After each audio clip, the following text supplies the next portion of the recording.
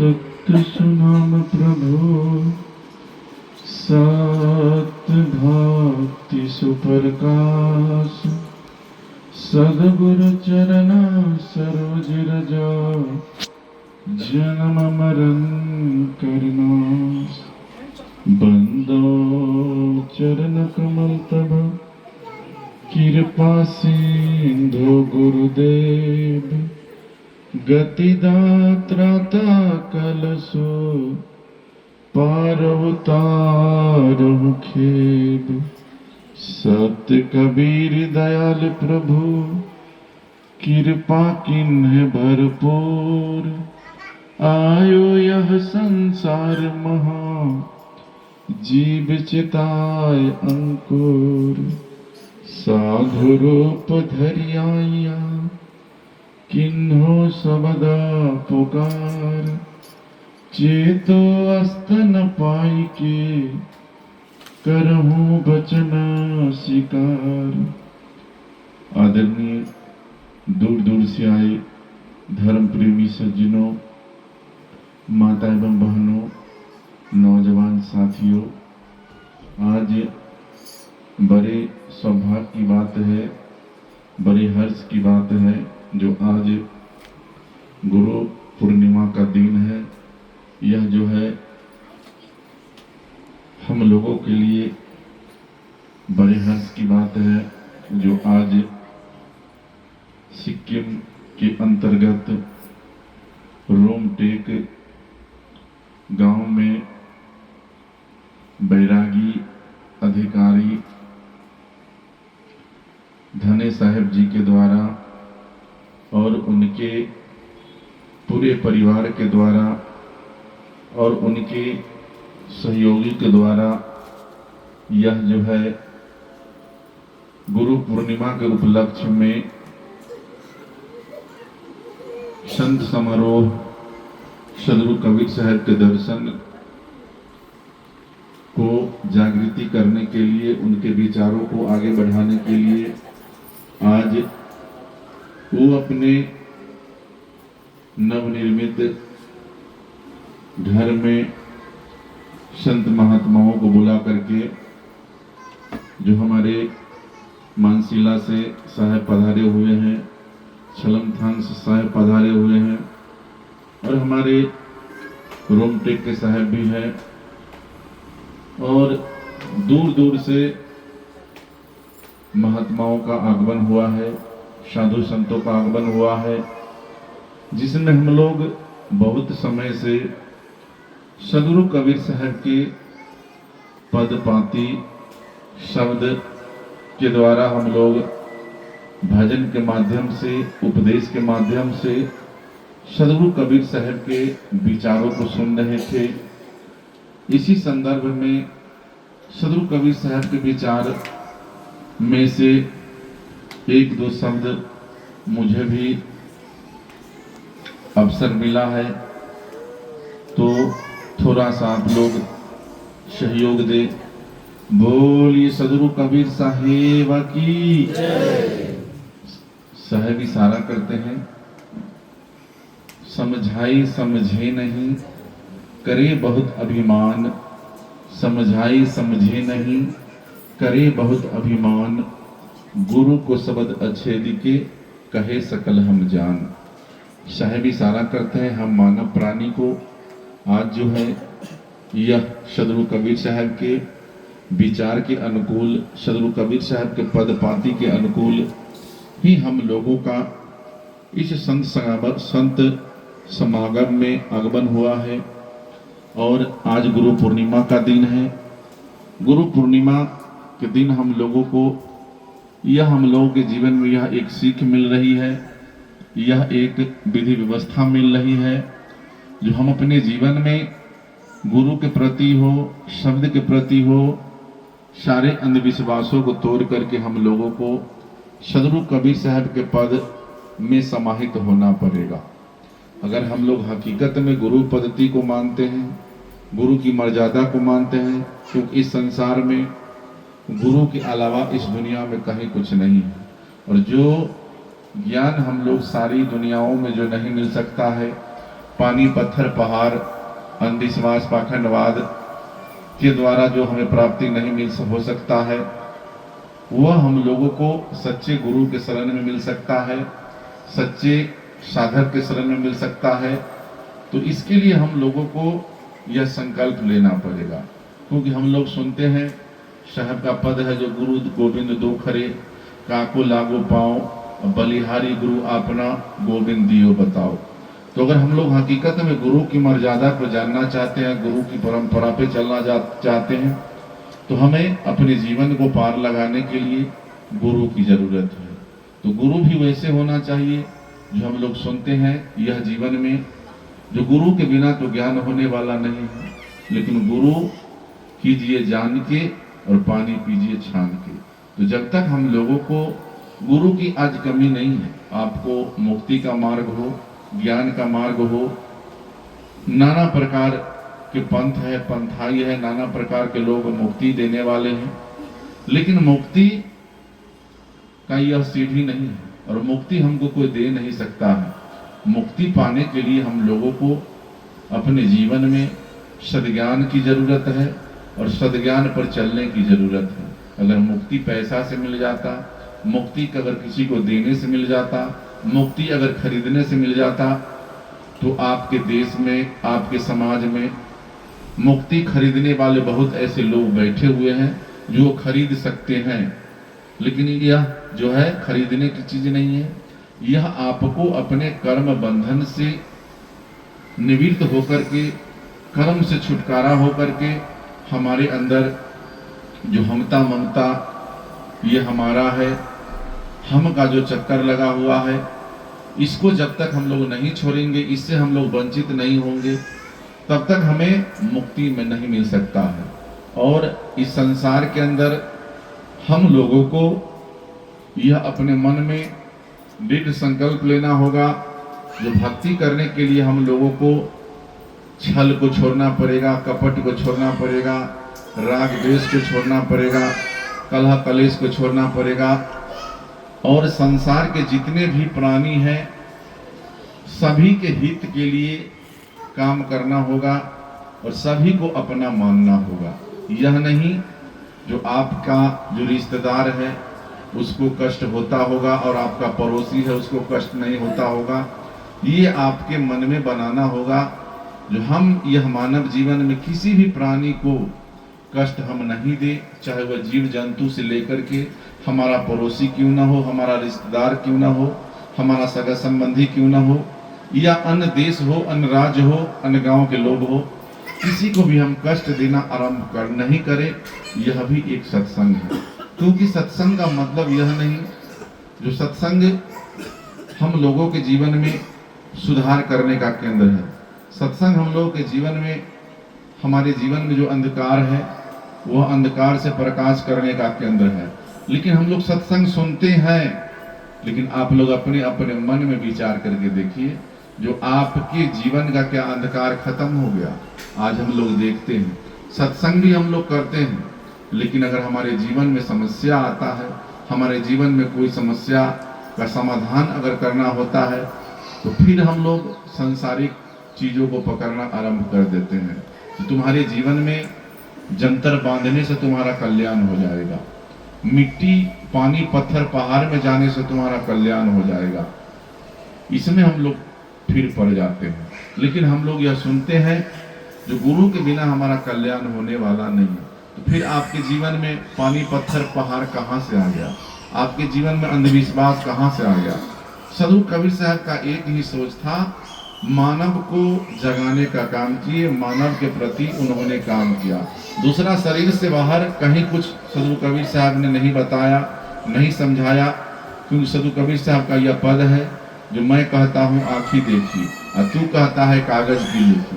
तो हम लोगों को जो अपने आत्मज्ञान के द्वारा हो, अपने आत्मज्ञान से चिंतन मंथन करके, जो हम अपने अनुभव के द्वारा, जो अपने आत्मज्ञान के द्वारा जो सद्मार्ग होगा, और जो साधु कबीर साहब का यह निर्देश है, उनका यह शब्द है, जो व्यक्ति अगर निर्णायक वाणी करता हो वही हमारे लिए शब्द है। अगर आप अच्छे पद पे चले गए, लेकिन आपका अगर वाणी निर्णायक नहीं है तो उससे मानव का कल्याण नहीं होगा।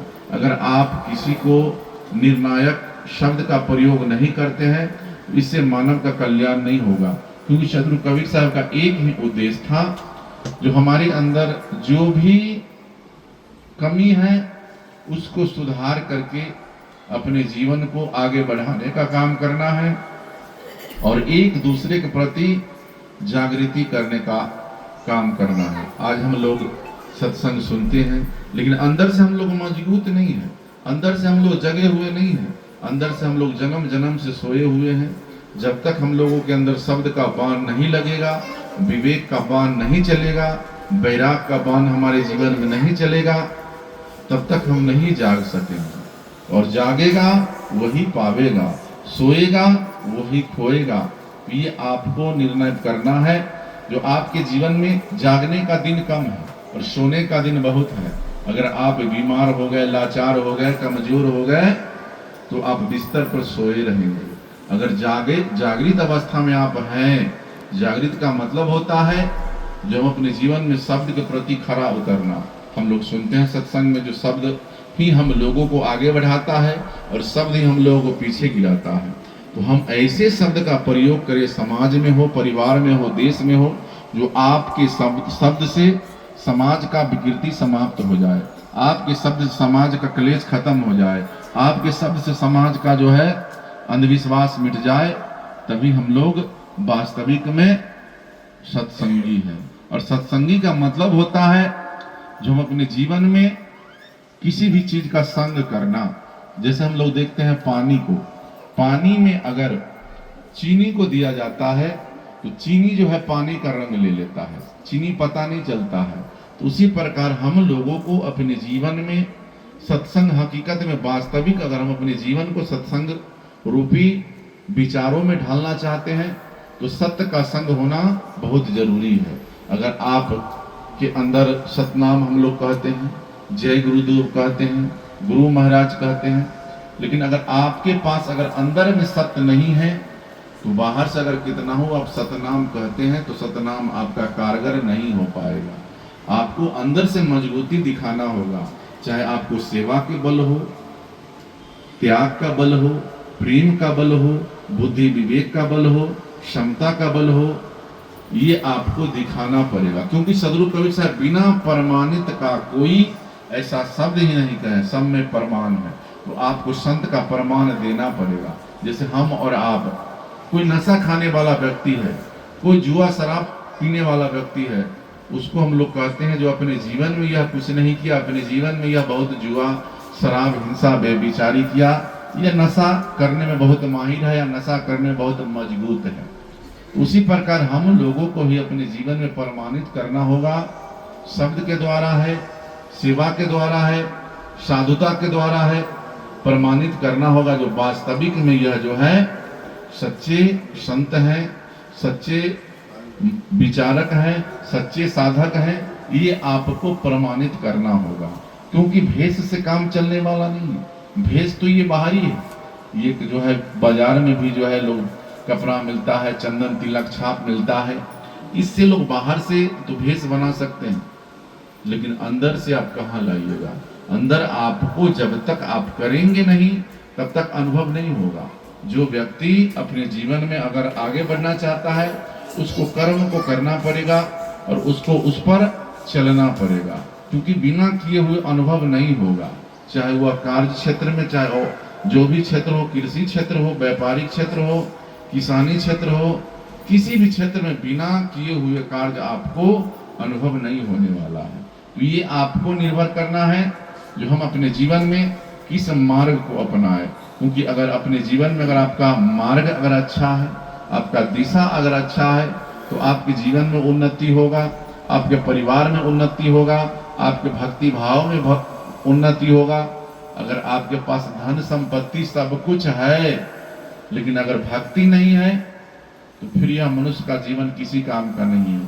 और भक्ति तभी हो सकता है आपके पास भाव होनी चाहिए। अगर भाव के बिना भक्ति नहीं होगा। अगर आपके पास सारा सामग्री उपलब्ध है, लेकिन आपके पास अगर प्रेम नहीं है तो वह सारा सामग्री आप जहर है। अगर आपके पास कुछ नहीं है, क्योंकि सदगुरु कबीर साहब का पद है, आप लोग जानते हैं, जो साईं इतना दीजिए जामे कुटुंब समाए, मैं भी भूखा ना रहूं साधु भूखा न जाए। आपके पास भले धन कम है, आपके रहने के लिए घर नहीं है, आपको खिलाने के लिए अन्न नहीं है, लेकिन अगर आपके पास प्रेम है, आपके पास भाव है, तो भक्ति आपके अंदर होगा। अगर आपके पास सब कुछ है, अगर भाव नहीं है तो भक्ति नहीं हो सकता है। और आपके पास तीन ही चीज से आपके पास जुड़ सकता है। एक होता है आओ, आपके पास अगर कोई आएगा तो उसको आप बैठने के लिए नहीं दीजिएगा, उसको भोजन नहीं दीजिएगा, उसको आराम करने का जगह नहीं दीजिएगा, उससे आप अच्छा से बात नहीं कीजिएगा, तो आपके पास वो नहीं आएगा, आपसे वह दूर चला जाएगा। तो सबसे पहले आओ, उसके बाद भाव। अगर आप उससे भाव नहीं करेंगे, उससे प्रेम से वार्तालाप नहीं करेंगे, उसके दुख सुख का आप साथी नहीं बनेंगे, तो आपके साथ नहीं रह सकता है। और तीसरा होता है प्रभाव। प्रभाव का मतलब होता है ज्ञान का प्रभाव हो, बुद्धि विवेक का प्रभाव हो, सेवा का प्रभाव हो। अगर यह तीन चीज अगर आपके पास नहीं है तो आपसे लोग नहीं जुड़ पाएंगे। क्योंकि अगर आपके पास धन संपत्ति रुपया पैसा भी नहीं है, तो अगर शब्द सुंदर नहीं है, शरीर सुंदर होने से काम चलने वाला नहीं। क्योंकि आप लोग सुनते हैं जो मानुष तेरा गुण बड़ा। मनुष्य के जीवन में मनुष्य का गुण ही सबसे बड़ी पूंजी है, न कि रूप रंग पूंजी है, न कि धन संपत्ति पूंजी है। ये तो धन संपत्ति समाप्त हो सकता है, रूप रंग आपका समाप्त हो जाएगा, ये आप सत्य है न। और रूप रंग समाप्त होने के बाद न आपके हार का जो है कुछ बनने वाला है, न आपके हड्डी का कुछ बनने वाला है। उस वक्त आप अपने गुण को जो है अवगुण में ना जाने दे। आपका गुण वैसा होना चाहिए जो आपके गुण से समाज का कल्याण हो, आपके गुण से परिवार का कल्याण हो, आपके गुण से देश का कल्याण हो, आपके गुण से अपने आप का कल्याण हो। वह गुण की जरूरत है। क्योंकि मानुष तेरा गुण बड़ा, न कि रूप बड़ा, न कि धन बड़ा, न कि पद बड़ा, ये सब तो आते जाते रहता है।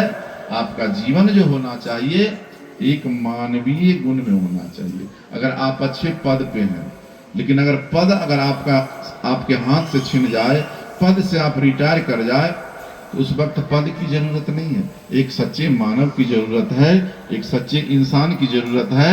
अगर आप पद पे रहिएगा तो आपको साधारण जीवन जीने में बहुत कष्ट होगा, बहुत तकलीफ होगा। तो हम लोगों को पद प्रतिष्ठा के बंधन में नहीं फंसना है, हम लोगों को कलह कलेश में नहीं फंसना है। हमारा जीवन जो है सुविचार की ओर जाना चाहिए, प्रेम की ओर जाना चाहिए। क्योंकि प्रेम के बिना यह संसार चलने वाला नहीं है। अगर आपको ट्रेन में चढ़ना हो, बस में चढ़ना हो, सफर में चलना हो, तो प्रेम के बिना न समाज चलेगा, न परिवार चलेगा, न देश चलेगा। तो हम लोगों को शब्द ऐसा होना चाहिए जिससे प्रेम उत्पन्न हो, जिससे एकता उत्पन्न हो, जिससे भाईचारा उत्पन्न हो। वैसे शब्द का निर्माण करना है और वैसे समाज को बनाना है, तभी हमारा यह मानव जीवन सफल हो पाएगा। और सत्संग हम लोगों का, यह जो सत्संग का आयोजन किया गया है, यह सत्संग आज होगा, कल हम लोग जो जहां है वहां चले जाएंगे। लेकिन आपका जो विचार रूपी सत्संग है, आपका प्रेम रूपी सत्संग है, आपका वैराग रूपी सत्संग है, आपका त्याग रूपी सत्संग है, यह सत्संग जो है आपके मन में आठों पहर चलना चाहिए। आठों पहर का मतलब होता है 24 घंटा, 8 3 24। एक पहर होता है 3 घंटा का, दिन और रात मिला के होता है 24 घंटा।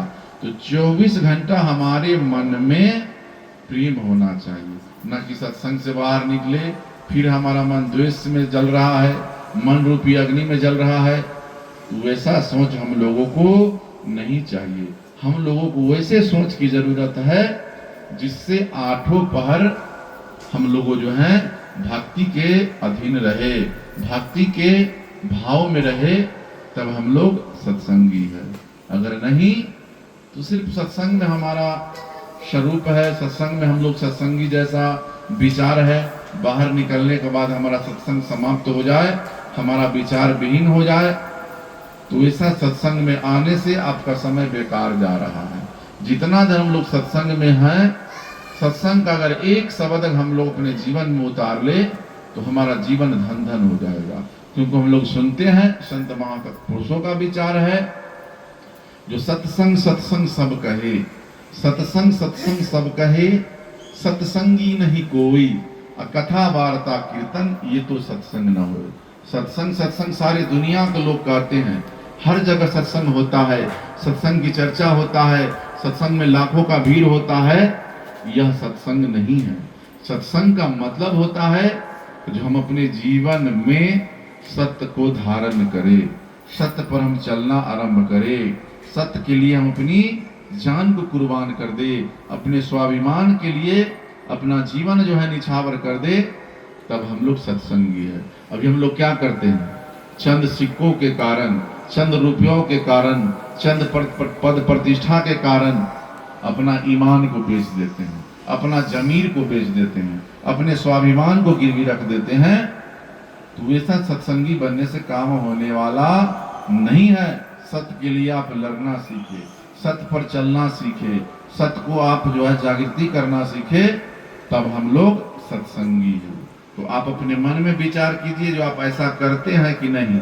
अगर ऐसा आप कर रहे हैं तो आप हकीकत में सत्संगी हैं। अगर ऐसा आप नहीं कर रहे हैं तो सिर्फ बाहर से सत्संगी है, चलिए हमारा भी काम चल रहा है, तो इससे काम होने वाला नहीं है। तो हम लोगों को किसी भी चीज का संग करना पड़ेगा। अगर हमको डॉक्टर बनना है, उसका संगत करना होगा, उसके साथ सीखना पड़ेगा, उसके साथ रहना पड़ेगा, तब हमको उसका कुछ जो है गुण हमारे अंदर आ सकता है। उसी प्रकार हम लोग सत्संग में हैं, तो सत्संग को जब तक अपने जीवन का अंग नहीं बनाएंगे, अपने जीवन का आधार नहीं बनाएंगे, तब तक हम लोग सत्संगी नहीं हो पाएंगे। जीवन का आधार हम लोग किसको बनाते हैं, ये सांसारिक सुविधाओं को, सांसारिक माया को, धन संपत्ति, रुपया पैसा, घर द्वार, यही हमारे जीवन का संगनी है, यही हमारे जीवन का साथी है। यह हमारे और आपका जीवन का साथी नहीं है, यह सब यहीं तक हमारे जीवन का साथी है। आगे के लिए हमारा जो है, जो हमने कर्म किया है, जो हम अच्छे कर्म करेंगे, वही हमारा जीवन साथी हो जाएगा। सब कुछ यहीं रह जाएगा। क्योंकि संत महापुरुषों का निर्णायक वाणी है, जो संग चले सो धन है भाई, संग चले सो धन है भाई, और छूट जाए सो माया। तो आप अपने मन में विचार करके देखिए, जो आपके साथ क्या जाने वाला है, आपका परिवार, आपका सगा संबंधी, आपका गाड़ी, आपका बंगला, आपका सोना चांदी, क्या आपके साथ जाने वाला है? ये धन किसी के साथ गया है? आज तक किसी के साथ नहीं गया है। और तो विचार कीजिए, ये सब तो माया है। जो आपको संग नहीं जाएगा वह माया है। और संग जाने वाला कौन सा धन है? जो आपने अपने जीवन काल में, स्वस्थ अवस्था में, स्वस्थ शरीर में, जो आपने पर उपकार किया। पर उपकार का मतलब हुआ अपने लिए तो सब जीता है, सारे संसार का लोग अपने लिए जीता है, लेकिन संसार के लिए कोई बिरला जीता है। सबके दुख सुख में कोई बिरला सहयोगी होता है, वही धन आपके साथ जाने वाला है। जो आपने दिन दुखियों पर दया किया, वही धन आपके पास जाने वाला है। न कि आप अपने जीवन अवस्था में अपने माता पिता से आपने लड़ाई झगड़ा किया, उनको आपने कष्ट पहुंचाया, और मरने के बाद आप उसको सतलोक का टिकट दे रहे हैं। पंडित से पूजा करके हो, श्राद्ध कांड करके हो, किसी मंदिर में दान दे करके हो, तो वो भक्ति नहीं है, वो पूजा नहीं है, वो सेवा नहीं है। सेवा का मतलब होता है, और धन का मतलब होता है, जो हम अपने जीवन काल में जो अर्जन किए, दूसरे के हित के लिए, दूसरे के भलाई के लिए, मानव के उपकार के लिए, वही आपके लिए असली धन है। क्योंकि सदगुरु कबीर साहब का पद है, जीव पर दया, आत्मा का पूजा, इससे बढ़ के इस संसार में कहीं कोई देवी देवता नहीं है। ना हम लोगों को सदगुरु कबीर साहब मूर्ति की ओर ले गए हैं, न फोटो की ओर ले गए हैं, न पानी पहाड़ की ओर ले गए हैं। हम लोगों को जिसमें बोलने वाला सत्ता है, बोलने वाला पुरुष है, जो खाने पीने वाला, चाहे वह मनुष्य हो, चाहे जीव जंतु हो, चाहे वह पशु पक्षी हो, उसको अहित हम लोगों को नहीं सोचना है, उसके हित की बात करना है, तब हमारे साथ जाने वाला धन है। और जो भी आपका रिश्तेदार हो, सगा संबंधी हो, आपका हित मित हो, सब यही का साथी है। अगर आपका सांस निकल जाए, आपका सांस टूट जाए, तो जितने भी आपका रिश्ता नाता है, अड़ोसी पड़ोसी है, सब यही छूट जाएगा। आपको जाना सिर्फ अकेला है, और आए भी हैं आप अकेले। जो भी मिला है आपने यहाँ बनाया है, चाहे आप बुद्धि से बनाया हो, विवेक से बनाया हो, प्रेम से बनाया हो, जबरदस्ती से बनाया हो, जो भी कुछ बना है यही बना है। चाहे आपने यश के द्वारा कमाया हो या अपजस के द्वारा कमाया हो, सब यही छूट जाएगा।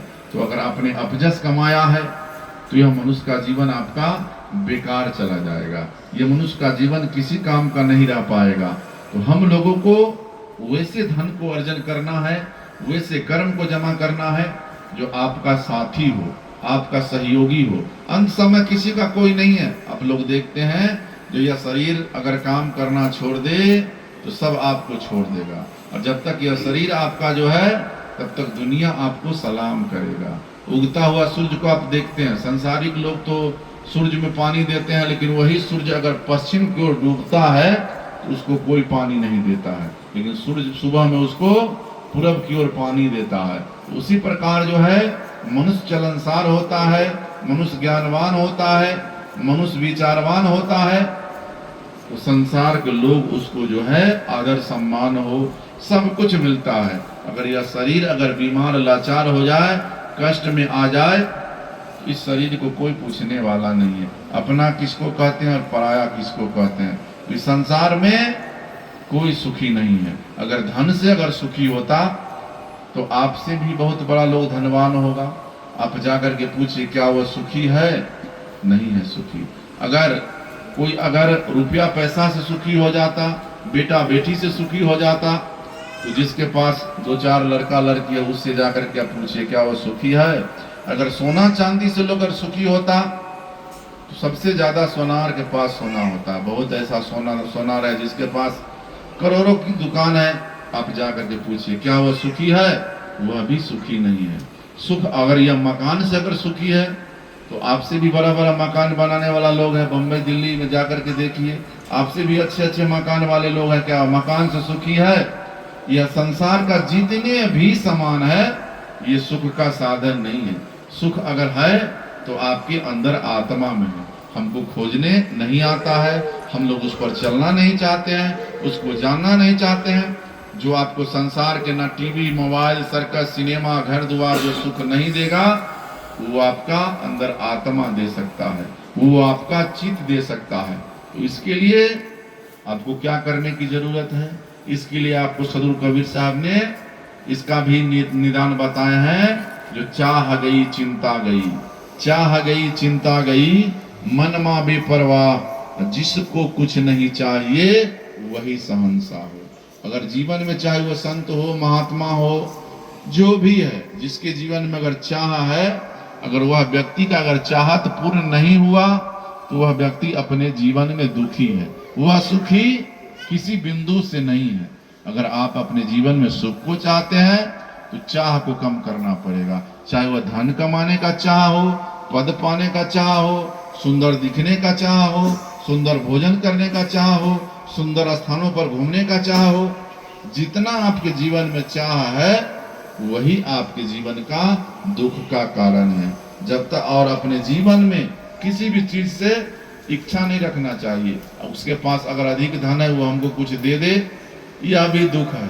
अगर वो हमको नहीं देगा तो उसमें भी कष्ट है। तो हम लोगों को अपने जीवन में धुरंधर बनने के लिए, अपने जीवन में वीर बनने के लिए, अपने जीवन में बलवान बनने के लिए, आपको चिंता से बचने के लिए संसार के सामानों से आपको नेह हटाना पड़ेगा। संसार के सामानों से मोह हटाना पड़ेगा। जब तक आपके जीवन में मोह है तब तक आप आगे नहीं बढ़ सकते हैं।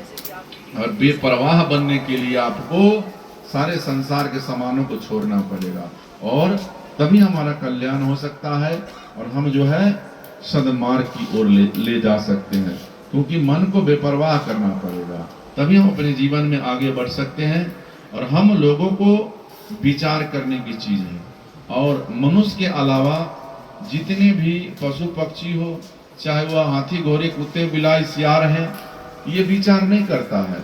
यह अपने जीवन में घर द्वार नहीं बनाता है, इसको मोबाइल की जरूरत नहीं है, इसको चार चक्का की जरूरत नहीं है, क्योंकि वह जो है सिर्फ शरीर में जीता है।